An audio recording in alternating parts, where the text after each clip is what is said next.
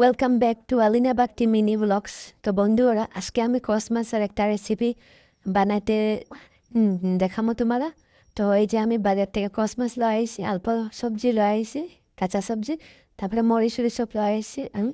তো এখানে মাছটা ধোয়া আলামো আমি। তারপরে তোমার মাছ ধোয়ানি হয়ে গেছে, এখানে আলুগুলা ছিল আলামো।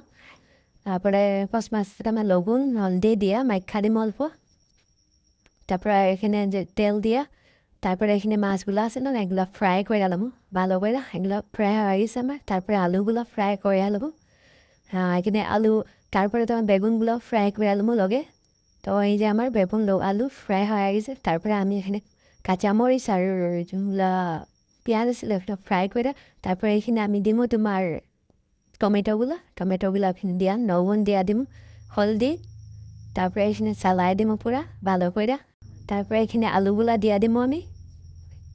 এখানে আলু দিয়া হয়ে গেছে, আলু অল্প চালাই দিম। তারপরে এখানে জল দিয়া দিলাম আমি অল্পটুক। তারপরে জল দিয়া এখানে বেগুনগুলা দিয়া দিন 10 মিনিটের পরে। বেগুন দিয়া 10 মিনিটের পরে এখানে মাছগুলা দিয়া দিব ভালো করে। তারপরে এখানে মাছ দেওয়া হয়ে গেছে, তারপরে এখানে আমি ঢেক্কা দিব এখন 5 মিনিটের লেগে। তারপরে এখন আমার রেসিপি রেডি হয়ে গেছে। তো বন্ধুরা, কেমন লাগছে ভিডিওটা লাইক কমেন্ট শেয়ার করে দিও। আমার ছেলেটারে দিছিলাম, তো ও ভয়েস করছে বড়িয়া হিসাবে। তো ধন্যবাদ।